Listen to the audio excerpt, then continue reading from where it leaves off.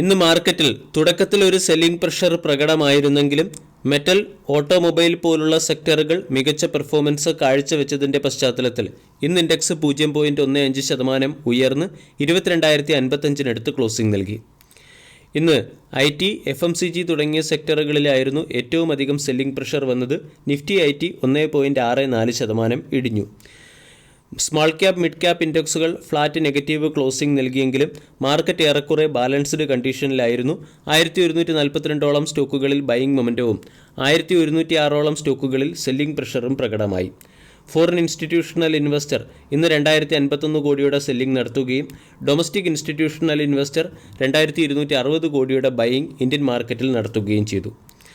Tata steel, M&M, JSW steel, Tata motor, Apollo hospital തുടങ്ങിയ സ്റ്റോക്കുകളായിരുന്നു ഇന്ന് ടോപ്പ് ഗെയിനർ കാറ്റഗറിയിൽ വന്നത്. Tata consumer product, UPL, Infosys, Adani port, Titan company തുടങ്ങിയ സ്റ്റോക്കുകളെല്ലാം ഇന്ന് സെല്ലിംഗ് സൈഡിലായിരുന്നു. Bharti Airtel, Force motor, Linde India, Oracle financial service, Reliance Infra, SMS pharma, solar industries, TCS തുടങ്ങിയ സ്റ്റോക്കുകൾ ഇന്ന് 52 വീക്ക് ഹൈയിലേക്ക് എത്തുകയും ചെയ്തു. ഇന്നത്തെ ദിവസം 1.78% ഇടിഞ്ഞിട്ടും 52 വീക്ക് ഹൈയിലെത്തിയ ഒരു സ്റ്റോക്കാണ് ടാറ്റ കൺസൾട്ടൻസി സർവീസ് ലിമിറ്റഡ് അല്ലെങ്കിൽ TCS ഇന്ന് 4,144 രൂപയ്ക്ക് അടുത്ത് ക്ലോസിംഗ് നൽകി.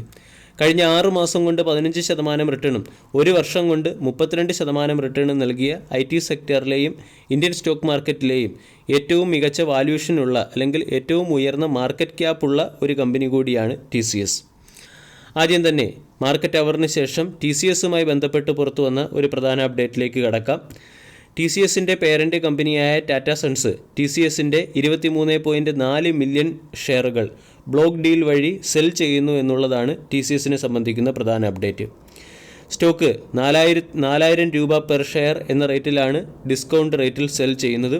കൂടാതെ 23.4 മില്യൺ ഷെയറുകൾ ഓഫ്ലോഡ് ചെയ്ത് ടാറ്റ സൺസ് 9,300 കോടി രൂപ സമാഹരിക്കാൻ ലക്ഷ്യമിടുന്നു. ടാറ്റ സൺസിന് TCSൽ 72.38% സ്റ്റേക്ക് ഹോൾഡിംഗ് ഉണ്ട്. കഴിഞ്ഞ ഒരു വർഷം കൊണ്ട് TCS 30%-നടുത്ത് റിട്ടേൺ നൽകുകയും ചെയ്തു. എന്തുകൊണ്ടാണ് ടാറ്റ സൺസ് TCSൻ്റെ സ്റ്റേക്കുകൾ ഓഫ്ലോഡ് ചെയ്യുന്നത് എന്ന് ചോദിച്ചാൽ 2025 സെപ്റ്റംബർ മാസത്തിന് മുൻപ് ടാറ്റ സൺസ് IPO കൊണ്ടുവരണമെന്ന് റിസർവ് ബാങ്ക് ഓഫ് ഇന്ത്യയും ചില റെഗുലേറ്ററി ഏജൻസികളും നിർദ്ദേശിച്ചിരുന്നു. എന്നാൽ ടാറ്റ സൺസ് IPO കൊണ്ടുവരാൻ ആഗ്രഹിക്കുന്നില്ല. ഈ IPOയിൽ നിന്നും രക്ഷപ്പെടുന്നതിന് വേണ്ടിയാണ് ടാറ്റ സൺസ് TCSൻ്റെ സ്റ്റേക്കുകൾ സെൽ ചെയ്യുന്നത്. ടാറ്റ സൺസ് TCS പോലുള്ള ഇൻവെസ്റ്റ്മെൻറ്റ് കമ്പനികളുടെ ഷെയറുകൾ ടാറ്റ ക്യാപിറ്റൽ ഫിനാൻഷ്യൽ സർവീസ് ലിമിറ്റഡിലേക്ക് ട്രാൻസ്ഫർ ചെയ്യുകയോ അല്ലെങ്കിൽ ടാറ്റ സൺസ് അതിൻ്റെ ഡെപ്റ്റുകൾ റീസ്ട്രക്ചർ അല്ലെങ്കിൽ റീപേ ചെയ്യുകയോ ചെയ്താൽ ടാറ്റ സൺസിന് കോർ ഇൻവെസ്റ്റ്മെൻറ്റ് കമ്പനി എന്ന സ്റ്റാറ്റസ് നഷ്ടമാകും.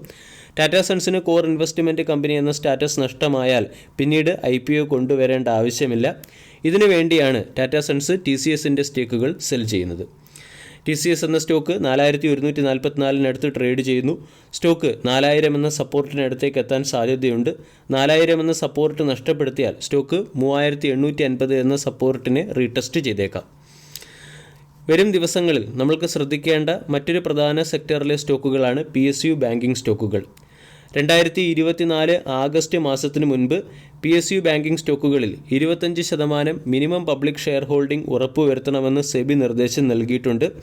ഇതിൻ്റെ പശ്ചാത്തലത്തിൽ ഉയർന്ന ഗവൺമെൻറ് സ്റ്റേക്ക് ഹോൾഡിംഗ് ഉള്ള PSU ബാങ്കുകളിൽ വരും ദിവസങ്ങളിൽ OFSO അല്ലെങ്കിൽ ക്വാളിഫൈഡ് ഇൻസ്റ്റിറ്റ്യൂഷണൽ പ്ലേസ്മെൻറ്റോ പ്രതീക്ഷിക്കാവുന്നതാണ്.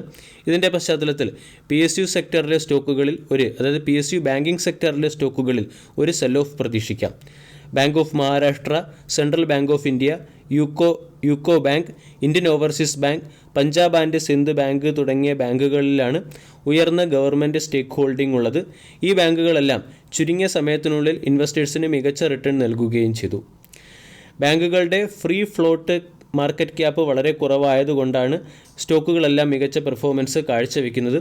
അതോടൊപ്പം തന്നെ PSU ബാങ്കുകൾ 14.9% CAGRൽ നിന്നും 17.8% CAGRലുള്ള വളർച്ച പ്രാപിക്കുകയും നെറ്റ് NPA 14.6%-ൽ നിന്നും 3.7%-ലേക്ക് കുറയ്ക്കുകയും ചെയ്തിട്ടുണ്ട്.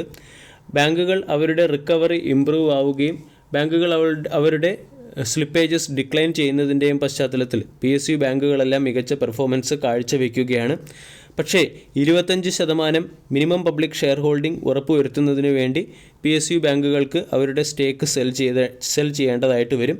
അതുകൊണ്ട് ഈ പറഞ്ഞ ബാങ്കുകളിൽ, അതായത് Punjab and Sindh bank, Indian overseas bank, UCO bank, central bank of India തുടങ്ങിയ ബാങ്കിംഗ് സ്റ്റോക്കുകളിൽ വരും ദിവസങ്ങളിൽ ഒരു സെല്ലിംഗ് പ്രഷർ പ്രതീക്ഷിക്കാവുന്നതാണ്.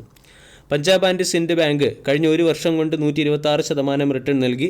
ഈ ബാങ്കിൽ ഗവൺമെൻറ്റിന് 98.25% സ്റ്റേക്ക് ഹോൾഡിംഗ് ആണുള്ളത്. ഇന്ത്യൻ ഓവർസീസ് ബാങ്കിൽ ഗവൺമെൻറ്റിന് 96.3% സ്റ്റേക്ക് ഹോൾഡിംഗ് ഉണ്ട്. ഒരു വർഷം കൊണ്ട് 160% റിട്ടേൺ ആണ് നൽകിയത്. യുക്കോ ബാങ്കിൽ 95.3% സ്റ്റേക്ക് ഹോൾഡിംഗ്, ഒരു വർഷം കൊണ്ട് 109% റിട്ടേൺ നൽകി. സെൻട്രൽ ബാങ്ക് ഓഫ് ഇന്ത്യയിൽ ഗവൺമെൻറ്റിന് 93% സ്റ്റേക്ക് ഹോൾഡിംഗ്, ബാങ്ക് ഒരു വർഷം കൊണ്ട് 144% റിട്ടേൺ നൽകി. PSU സെക്ടറിലെ ഈ പറഞ്ഞ ബാങ്കുകളെയും വരും ദിവസങ്ങളിൽ ട്രേഡിംഗ് സെഷനിൽ ഫോക്കസ് ചെയ്യാവുന്നതാണ്. വീഡിയോ എല്ലാവർക്കും ഇഷ്ടമായി എന്ന് വിശ്വസിക്കുന്നു. താങ്ക്